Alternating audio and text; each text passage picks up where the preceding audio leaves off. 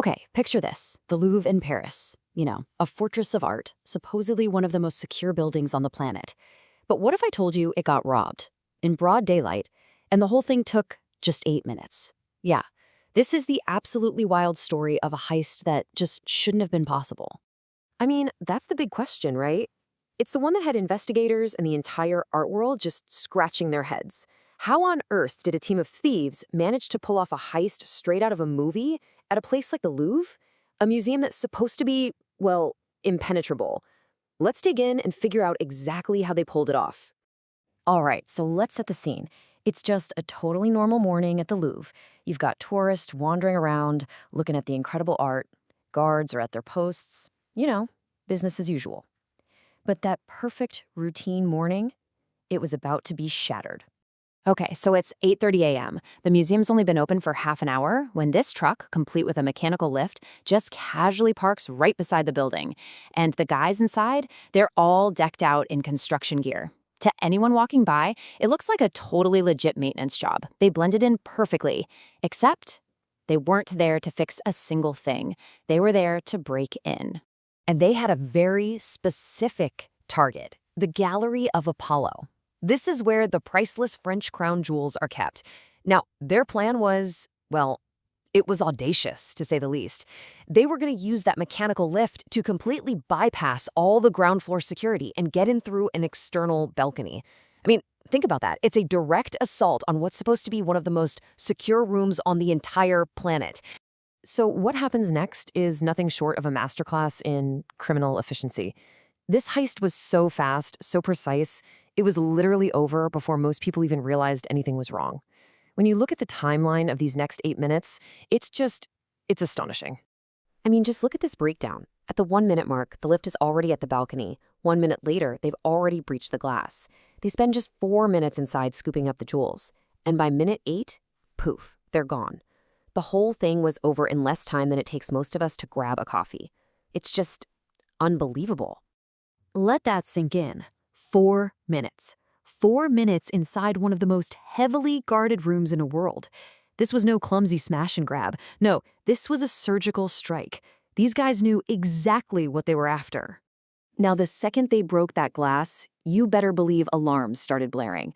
But this is where you see the absolute nerve of these thieves. Did they panic? Not a chance. They actually used their power tools to threaten the guards, creating this crazy standoff. So while the rest of the museum is descending into absolute chaos, tourists are being rushed out, these guys were the calmest people in the building, completely focused on the prize. And then, just like that, they were gone, vanished into the Paris traffic on scooters. But the real story here isn't just how they did it, it's what they took. Because this wasn't just about money, this was about stealing a piece of history that you can never, ever get back. You see, these weren't just any old jewels. These were basically artifacts from a completely different era. We're talking about items that belong to empresses and queens. People like Eugenie, the wife of Napoleon III, and Marie-Louise, Napoleon Bonaparte's second wife.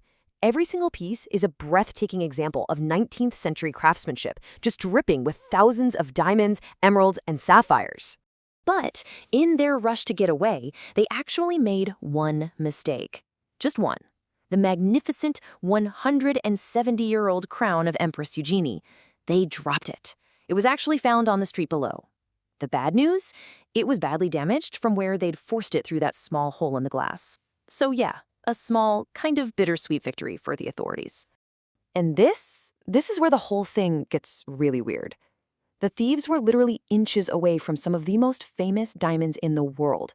We're talking about the Regent Diamond, which is worth over 50 million euros, and they just ignored them completely. This is a huge clue that this wasn't just some random robbery. This feels very, very much like a highly specific heist to order. The Paris prosecutor's office really said it best. Sure, these jewels are worth millions and millions, but their historical value? It's priceless. You just can't put a price tag on the legacy of queens and empires. So, the big question remains, how did this even happen? How did the Louvre, this global symbol of security, fail so spectacularly? Well, the investigation started to uncover a series of flaws that were, frankly, shocking, almost embarrassing, really. Turns out, it was just a perfect storm of security failures. Get this, a third of the rooms in that whole section of the museum had no CCTV at all. And that balcony they targeted? Yep, a perfect camera blind spot. And to make it even worse, the local alarm right there on the balcony was broken, and apparently had been for a while. It's almost like the thieves had a blueprint of the museum's biggest weaknesses.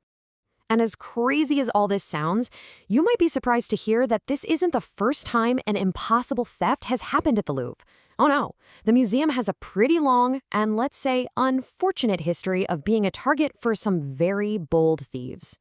I mean, go back over 100 years to 1911. The Mona Lisa itself was stolen. It was gone for 2 years. Then, in 1976, King Charles X's sword was taken, and it was never seen again. And as recently as 1998, a Corot painting was nabbed, again, in broad daylight. So this latest heist, it's really just the latest chapter in a long story of the Louvre's surprising vulnerability. But here's the thing. These thieves weren't ghosts. They were actually pretty sloppy. They left behind over 150 DNA and fingerprint samples. The police were able to trace their escape route from the scooters all the way to the A6 motorway. And just a few days later, bam, they arrested 2 suspects. And one of them already had a record for gold theft. So yeah, the net is definitely closing in. So the police might have their guys, but the jewels?